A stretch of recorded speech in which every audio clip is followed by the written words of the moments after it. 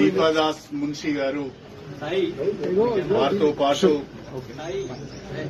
AICC సెక్రటరీలు చౌదరి గారు, విష్ణు గారు, ఏఐసిసి ప్రతినిధులుగా, పిసిసి ప్రతినిధులుగా సోదరులు మల్లు రవి గారు, సోదరులు సంపత్ గారు, సోదరులు డాక్టర్ సత్యనారాయణ గారు, రోహిత్ రెడ్డి గారు, వీళ్ళందరూ కూడా ఈరోజు మా ఇంటికి రావడం జరిగింది. వారందరూ కూడా అటు ఏఐసి నుంచి ఏఐసిసి నుంచి ఇటు పిసిసి నుంచి మీరు పార్టీలోకి రావాలి, తెలంగాణలో కాంగ్రెస్ పార్టీని బలోపేతం చేయడానికి మాతో కలిసి పనిచేయాలని చెప్పి ఒక ఆహ్వానం నాకు ఇచ్చారు. నేను నా శ్రేయోభిలాషులు, నాతో ఇన్ని రోజులు కలిసి ప్రయాణం చేసిన కార్యకర్తలు, వాళ్ళందరితో కూడా మాట్లాడి త్వరలోనే నా నిర్ణయాన్ని చెప్తానని చెప్పి పెద్దలు దాస్ మున్షి గారికి తెలియజేయడం జరిగింది. In a day or two I will take a decision after consulting my followers and after consulting my well-wishers and my workers. అభ్యర్థిగా సంచరించుకునేది కాంగ్రెస్ పార్టీ పోటీ చేస్తారని చెప్తున్నారు. నేను ఇంకా కాంగ్రెస్ పార్టీలోనే చేరలేదు, అప్పుడే కాంగ్రెస్ పార్టీ అభ్యర్థిగా పోటీ చేస్తామని ఎలా చెప్పారు? కాబట్టి yet I have not taken a decision. పోటీ చేసే అవకాశం ఉంది. I have to take a decision first. Then I will think. మీరు మీ క్యాడర్ కి ఏం చెప్తారు సార్? అంటే ఈ నా క్యాడర్ కి నేను మాట్లాడే విషయాలన్నీ మీకు చెప్పను సార్. బీఆర్ఎస్ అన్ని అవకాశాలు ఇచ్చినా ఒక్కొక్కరు చేజారిపోతున్నారు, కేకే విషయంలో కానీ మీ విషయంలో కానీ, అంటే ఏం జరుగుతుంది పార్టీలో? For various reasons, party is losing ground. For various reasons, people are moving away from BRS. So, to serve the people and to do something for the conscience, we have to take a decision. We have to take a call. ఉమ్మడి వరంగల్ జిల్లాలో రాజకీయాల్లో అధికారం ఎవరికి శాశ్వతం కాదు, అధికారంలో శాశ్వతంగా ఎవరు ఉండరు.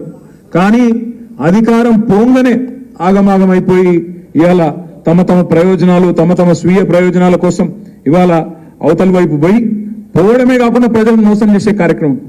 ఆయన మొన్న రంజిత్ రెడ్డి ఒక సోషల్ మీడియాలో ఒక పోస్ట్ పెట్టిండు.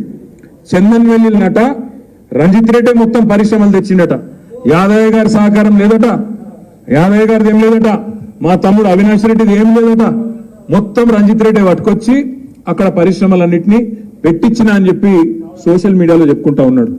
ఇంతకంటే సిగ్గుచేటు ఇంకోటి ఉంటుందా? దయచేసి మీరు ఆలోచించాలని కోరుతా ఉన్నా. ఇంకొక మాట కూడా నేను మీకు విజ్ఞప్తి చేస్తా ఉన్నా. మళ్ళీ రేపు వచ్చి ఇదే పట్నం మహేందర్ రెడ్డి, ఇదే రంజిత్ రెడ్డి వచ్చి కేసీఆర్ గారి కాళ్ళు పట్టుకున్న మళ్ళా పార్టీలోకి రానియము అనే మాట కూడా నేను ఈ సందర్భంగా మీకు విజ్ఞప్తి చేస్తా ఉన్నా. వాళ్ళకు తప్పకుండా బుద్ధి చెప్పవలసిన బాధ్యత మన మీద ఉన్నది. వచ్చి కేసీఆర్ కాళ్ళు పట్టుకున్న మళ్ళీ అధికారంలోకి వచ్చినాక వాళ్ళని మాత్రం మళ్ళీ రానిచ్చే ప్రసక్తే లేదనే మాట కూడా నేను విజ్ఞప్తి చేస్తా ఉన్నా. బయట ఒక రూమర్ స్ప్రెడ్ చేసే ప్రయత్నం చేస్తున్నారు. అనిల్ గారు చెప్తున్నారు ఒక మాట, ఇక వీళ్ళు పోతున్నారు, ఇక వాళ్ళు పోతున్నారు, ఫ్రీ సోషల్ మీడియా అయిపోయింది. ఇక మా దగ్గర అయితే మా కాన్స్టిట్యున్సీలో మా జిల్లాలో నా కోసం ఒక మంత్రి పదవి రిజర్వ్ చేసి పెట్టిండ్రట. సో ఇవన్నీ జరుగుతున్నాయి. కాబట్టి ఒకటే చెప్తున్నాం, ఇప్పుడు మా బాబు ఏదైతే మాట చెప్పినాడో డెఫినెట్ గా లీడర్ వెనకాల చివరి ప్రాణం వరకు ఉండడానికి వేదిక మీద ఉన్న వాళ్ళందరం ఉన్నాం. కాబట్టి యాదయ్యను పాపం 15-20 రోజుల నుండి యాదయ్యను, ప్రకాష్ ని, మా ఎమ్మెల్యే గారిని, మమ్మల్ని అందరినీ కూడా ఎవరిష్టం వచ్చినట్టు వాళ్ళు పెట్టేస్తా ఉన్నారు. కానీ ఇప్పుడే చెప్తున్నా, అందుకే లీడర్ కష్టంలో ఉన్నప్పుడు పార్టీకి వెన్నంటి ఉండేది మనమే. కాబట్టి గట్టిగా పనిచేద్దామని మరొకసారి మీకు అందరికీ కూడా తెలియజేసుకుంటూ, కొంతమంది మన పార్టీ నుంచి ఇలా బయటకు పోతున్నారు నాయకులు, కార్యకర్తలు ఎవరు పోతలేరు, గ్రామ స్థాయి మండల స్థాయి వాళ్ళు ఎవరు పోతలేరు. ఎవరైతే మధ్యలో మన పార్టీలకు వచ్చిండ్రో కొంతమంది పవర్ బ్రోకర్లు, కొంతమంది నాయకులు ఈ పార్టీని వదిలిపెట్టిపోతా ఉన్నారు. బట్ ఒకటే నిర్ణయం తీసుకున్నది పార్టీ, ఎవడైతే ఇప్పుడు పార్టీ నుంచి పోయిండో రేపు కాళ్ళు మొక్కినా పార్టీలోకి రానిచ్చేది లేనే లేదు. ఎట్టి పరిస్థితుల్లో వాని మళ్ళా పార్టీలకు మాత్రం రానిచ్చేది లేదు. ఎందుకంటే మీరు ఇలా కష్టకాలంలో ఈ టైంలో పార్టీకి ద్రోహం చేసిన వాళ్ళు కన్న తల్లికి ద్రోహం చేసినట్టుగా భావించాల్సి ఉంటుంది. ఇది అన్యాయం కాదా? ఏం తక్కువ చేసింది పార్టీ మీకు?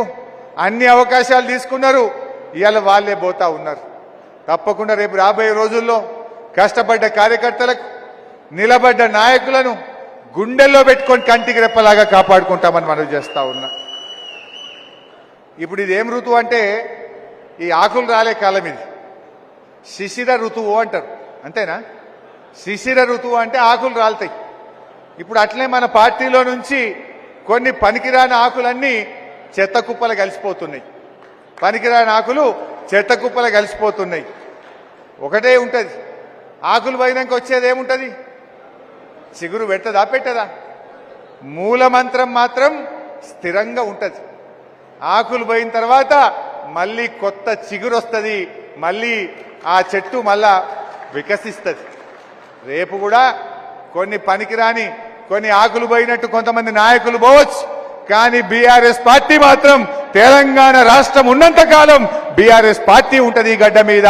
బీఆర్ఎస్ పార్టీ తెలంగాణ ప్రజల కోసం, ఈ ప్రాంతం కోసం పనిచేసేటువంటి పార్టీ బీఆర్ఎస్ పార్టీ. అసలు రేవంత్ రెడ్డి మాట్లాడు, ఈయన ఎప్పుడైనా జై తెలంగాణ అన్నాడే? అరే నువ్వు ఆనాడు ఉద్యమంలో జై తెలంగాణ అనలే, ఇవాళ ముఖ్యమంత్రి అయినాకనన్నా ఒక్కసారి జై తెలంగాణ అన్నవా?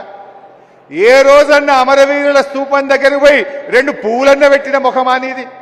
నువ్వు తెలంగాణ మీద ప్రేమ నటించుడా? నీకు తెలంగాణ మీద ప్రేమ ఉన్నదా? తెలంగాణ కోసం జైళ్ళలో పడ్డది మనం, దెబ్బలు తిన్నది మనం, పోరాడింది మనం, తెలంగాణ తెచ్చింది మనం. ఇవాళ గోబల్స్ ప్రచారం చేసి, దుష్ప్రచారం చేసి రాజకీయంగా లబ్ధి పొందాలని ప్రయత్నం చేస్తా ఉన్నారు. నేను దయచేసి మా నాయకులను, కార్యకర్తల్ని, దుబ్బాక గడ్డ ఇది బీఆర్ఎస్ గడ్డ, బీఆర్ఎస్ అడ్డ, దయచేసి మీరందరూ గట్టిగా కష్టపడండి. ఇది మనకు చాలా ప్రెస్టేజ్.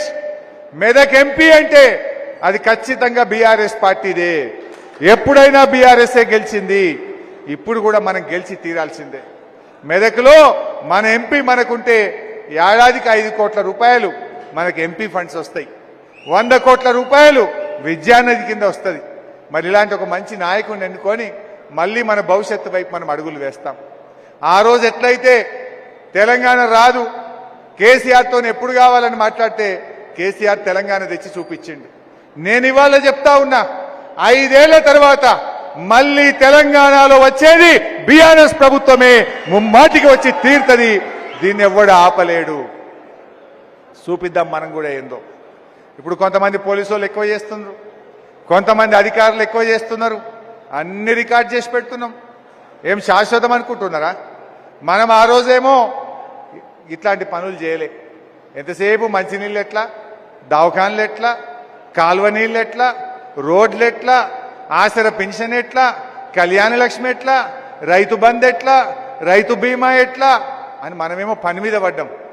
వీళ్ళేమో అన్ని కేసులు పెట్టుడు, కిరికిరులు పెట్టుడు, అబద్ధాలు ప్రచారం చేయడం, గోబల్స్ ప్రచారం చేయడం, ఇక్కడేమో అయిందట, అక్కడేమో అయిందని ఓ ఫాల్తు మాటలు చెప్పుకుంటూ ఇలా వీళ్ళు రాజ్యం వెళ్తున్నారు. ఎందుకు చెప్తున్నారు ఫాల్తు మాటలు? చేసిన ముఖమైతే గీ పని చేద్దురా? ఆయన అంటాడు నేను పేగులు మెడలేసుకుంటా. పేగులు మెడలేసుకుంటూ కాదు రేవంత్ రెడ్డి, పేదలకు ఇచ్చిన మాట నిలబెట్టుకో, పేదల కోసం పనిచేయి. ముఖ్యమంత్రి అంటాడు పేగులు మెడలేసుకుంటాడు. పేదల కోసం పనిచేయాలి. పేదలకు నువ్వు ఇస్తాన్న 4,000 పింఛన్ ఇచ్చి మాట్లాడు. నిరుపేద మహిళలకు నువ్వు ఇస్తాన్న 2,500 రూపాయల గురించి మాట్లాడు. అవి చేత కాదు.